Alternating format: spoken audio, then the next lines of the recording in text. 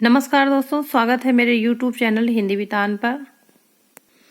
और आज के इस वीडियो में हम पढ़ेंगे कारक और विभक्ति। देखिए, आपकी यूपी टीजीटी और पीजीटी की परीक्षाएं बहुत जल्दी होने वाली हैं और उसमें से पीजीटी तो संपन्न भी हो गई, टीजीटी की होने वाली है। तो उसमें आते हैं कारक और विभक्तियां। लेकिन ये कारक मैं केवल हिंदी से नहीं पढ़ाऊंगी, आपको इंग्लिश, हिंदी और संस्कृत तीनों एक साथ पढ़ाऊंगी, ताकि जिन लोगों को संस्कृत नहीं आती है वो कैसे इंग्लिश से संस्कृत में उसका ट्रांसलेशन बहुत आराम से कर लेंगे। हिंदी से ज्यादा अच्छी ढंग से आपको इंग्लिश से समझ में आ जाएगा। तो देखिए, सबसे पहले हमारा जो कारक है वह है कर्ता कारक। कर्ता कारक में कौन सी विभक्ति होती है? प्रथमा विभक्ति होती है। अब हम देखते हैं इसका कारक चिन्ह क्या होता है? ने।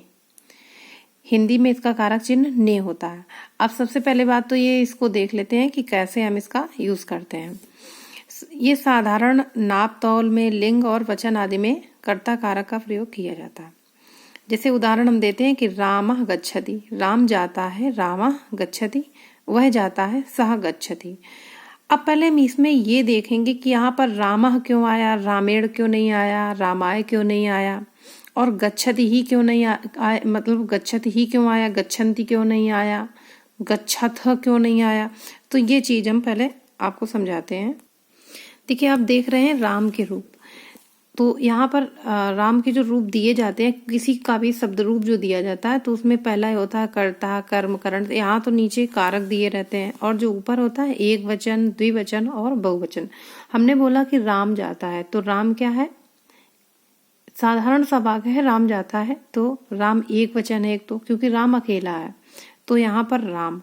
और दूसरा राम क्या है? कर्ता है। राम क्या है? कर्ता है ना, सब्जेक्ट है, इसलिए कर्ता में देख लिया हमने। और इधर से एक वचन, तो इधर से चले कर्ता के लिए, इधर से चले एक वचन के लिए, तो शब्द आ गया रामा, इसलिए हमने प्रयोग कर दिया रामः। अब दूसरी बात आई कि गच्छति। तो देखिए, हमने रामः का जिस रूप का, जिस वचन का जो रूप प्रयोग किया, बिल्कुल वैसे ही ढंग से हमें गम धातु का रूप भी चयन करना। देखिए, आपने देखा था रामः कर्ता कारक एक वचन, ठीक। अब यहाँ पर क्या करना? एक वचन। एक वचन में इतने सारे रूप हैं। अब ये देखना है कि रामः क्या है, प्रथम पुरुष है कि मध्यम पुरुष है कि उत्तम पुरुष है। तो देखिए, जो आपका प्रथम पुरुष होता है वो सभी नाम जो होते हैं वो प्रथम पुरुष में आ जाते हैं। अच्छा, मध्यम पुरुष में जो तुम वाले होते हैं, जैसे तुम, तुमको, तुम्हारा, तुमसे, तो ये मध्यम पुरुष में आ जाते हैं। और उत्तम पुरुष में आते हैं हम, हमको, हमारा, हमसे, ठीक है। अब हम आपको इंग्लिश से समझाते हैं। देखिए, इंग्लिश में जो थर्ड पर्सन होता है उसको हिंदी में बोलते हैं या संस्कृत में बोलते हैं प्रथम पुरुष। बस इतना अपोजिट है, ये यहाँ आ जाएगा इंग्लिश में और ये यहाँ चला आएगा। तो इंग्लिश में जो थर्ड पर्सन होता है वही हिंदी में प्रथम पुरुष होता है। इंग्लिश में जो सेकंड पर्सन होता है वो इसमें भी मध्यम पुरुष रहता है। और इंग्लिश में जो फर्स्ट पर्सन होता है, अर्थात आई, वी, मी, वो सभी इसमें क्या हो जाते हैं? उत्तम पुरुष हो जाते हैं। बस इतनी सी बात है। अब आपने देखा कि नाम है, संज्ञा है, ये किस में आ जाएगा? प्रथम पुरुष में आ जाएगा। तो हमने राम का प्रयोग किया, एक वचन और कर्ता। यहाँ पर क्या है? ये राम क्या है? आपका प्रथम पुरुष है और इधर से एक वचन है, तो रूप बना गच्छति, राम जाता है, रामः गच्छति। अब हम देख लेते हैं कर्म कारक। देखिए, कर्म कारक में द्वितीय विभक्ति का प्रयोग होता है, पहली बात तो। अब देखते हैं इसका कारक चिन्ह क्या होता है। देखिए, कारक चिन्ह इसका होता है को। लेकिन अगर आपको हिंदी से समझ में नहीं आता है तो आप क्या करिए कि कोई भी ट्रांसलेशन हो, आप झट से उसका इंग्लिश में ट्रांसलेशन कर लीजिए पहले, और ये देख लीजिए अगर उसमें टू का प्रयोग हुआ है, टू, अगर उसमें टू का प्रयोग हुआ है तो आप ये जान जाइए कि वो कर्म कारक है। किसी और चीज को सोचने की आपको आवश्यकता नहीं। जैसे राम कानपुर जाता है, तो राम कानपुर जाता है, इसका संस्कृत में ट्रांसलेशन तो होगा रामः कर्णपुरम गच्छति। अब हम कैसे जाने? ये तो साधारण है, वैसे दिख रहा है कि राम कानपुर, कानपुर जो है ना कर्म है। लेकिन अगर आपको समझ में नहीं आ रहा है कर्म कैसे जाने, हम क्या करें, कैसे ट्रांसलेशन करें, तब आप क्या करेंगे? आपका इंग्लिश में इसका ट्रांसलेशन अगर आपको आता है, आप करिए राम गोज टू कानपुर, तो टू यहाँ पर आया, देख रहे हैं आप, टू। तो टू से आपका सीधा अर्थ लग गया कि इसमें द्वितीय विभक्ति या कर्म कारक है।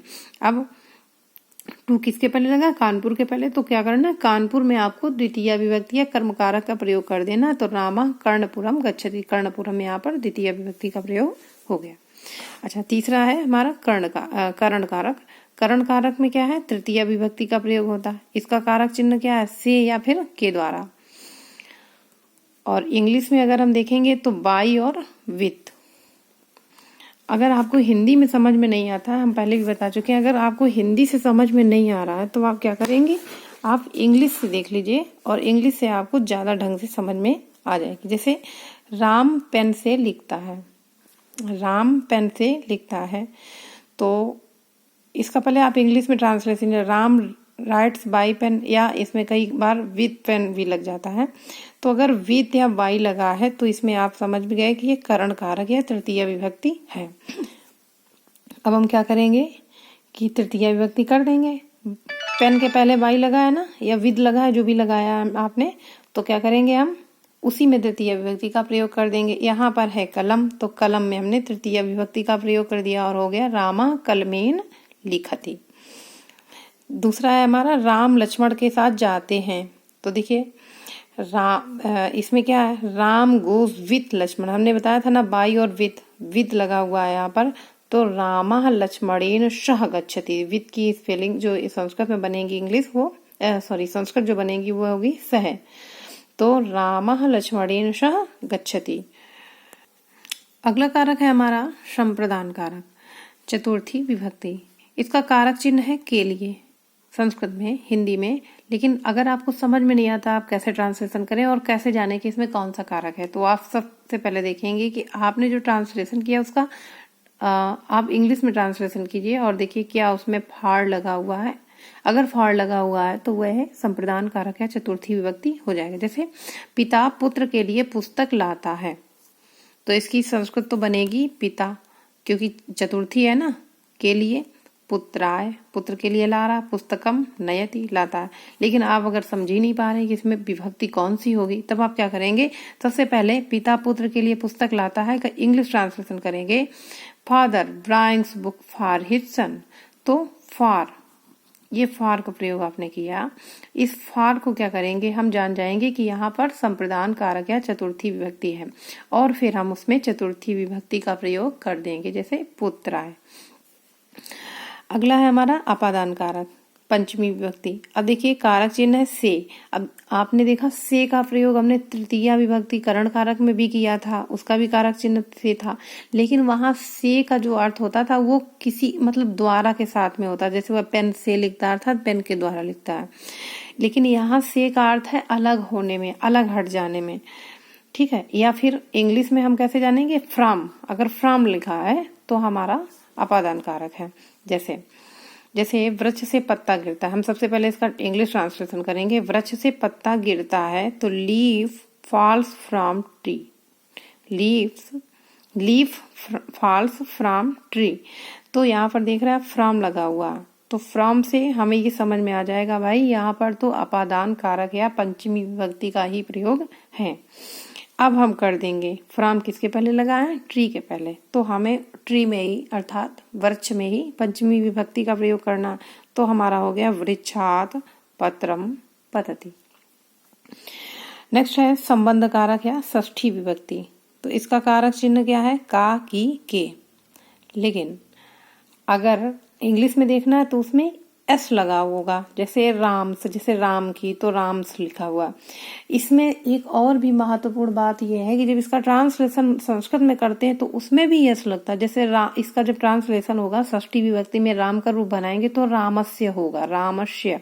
और यहाँ पर राम्स, देखिए दोनों में बहुत समानता है, इसमें भी यस लगा हुआ है और उसमें भी स्या लगा हुआ। जैसे उदाहरण हम देते हैं, राम की पुस्तक है, तो सबसे पहले हम इंग्लिश में ट्रांसलेशन कर देते हैं राम्स बुक। राम्स बुक, राम की पुस्तक है, राम्स बुक। अब इसका इंग्लिश में क्या करेंगे, राम्स है ना, इधर देखिए रामस्य। देखिए दोनों में कितना संबंध बन रहा है, राम और रामस्य। तो जहां पर यस लगा होगा वहां पर षष्ठी विभक्ति आपको आंख बंद करके कर देना है, कुछ नहीं सोचना। राम की बुक है, राम्स बुक, रामस्य पुस्तकम अस्ति, राम की पुस्तक है। नेक्स्ट है अधिकरण कारक या सप्तमी विभक्ति। अब इसका कारक चिन्ह है में या पर। और इंग्लिश में अगर हम देखना चाहें, अगर हम हिंदी से समझ में नहीं आ रहा तब क्या करेंगे, आन, इन या अपान अगर लगाया है आपने इंग्लिश ट्रांसलेशन में तो आप समझ जाइए कि यहाँ पर सप्तमी विभक्ति का प्रयोग है, अधिकरण कारक है। जैसे सिंह वन में रहता है, लाइन लिव्स इन फॉरेस्ट भी कर सकते हैं, द लगा भी सकते हैं, कभी कभी नहीं भी लगा सकते हैं। Lion lives in forest. अब देखिए आपने इन लगाया, इन, है ना, तो इन, अब आपने क्या किया कि इन जहां पर लगा वहां पर कौन सी विभक्ति होगी, सप्तमी विभक्ति होगी। तो आपने क्या किया, फॉरेस्ट के पहले इन लगाया है तो वन में सप्तमी विभक्ति लगा देंगे, क्या हो जाएगा, सिंहा वने वसति। तो फ्रेंड्स, ये मेरा एक प्रयास था, मेरा अपना निजी प्रयास था और ये मेरी द्वारा बनाई गई ये ट्रिक है। आप लोगों को कैसी लगी ये कमेंट बॉक्स में जरूर बताइएगा, क्योंकि तभी मैं अगला वीडियो इसी टाइप की ट्रिक लेकर के आऊंगी। नमस्कार।